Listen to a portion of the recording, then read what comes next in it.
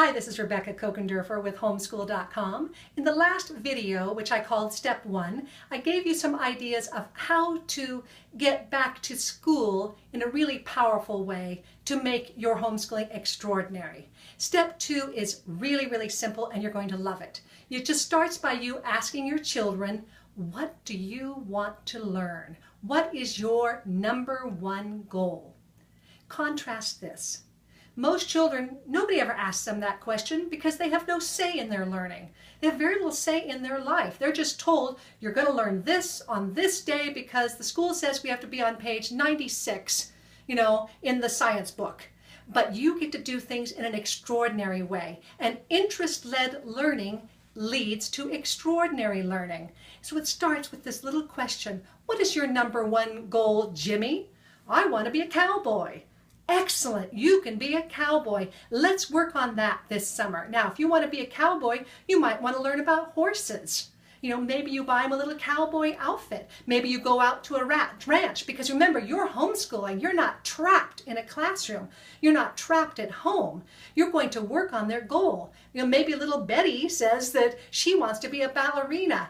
Excellent, Betty Lou. You can be a ballerina. So maybe you watch videos about ballet. Maybe you can even go to the ballet. Maybe you sign her up with dance classes. But right away, your children have learned something very important. Their dreams matter, and you take their dreams very seriously. Okay, contrast this. You're modeling your own goal. Because remember, role model parenting is what's really going on here. So when their children are working on their goals, you're working on your own. So everybody puts their goals up on the fridge or on the board, and they're working towards their number one goal. Don't let anything happen to stop you from achieving this goal. Because people who do not achieve goals feel powerless and their confidence is not very high.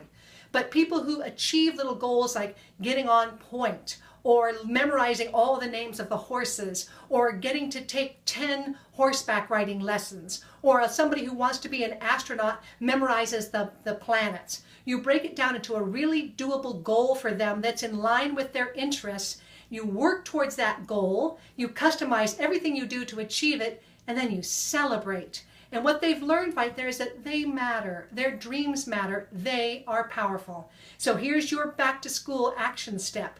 Start by getting to know your children one-on-one. Ask them, what is your number one goal? And be prepared. They're going to ask you what your number one goal is too, so you'd better have an answer.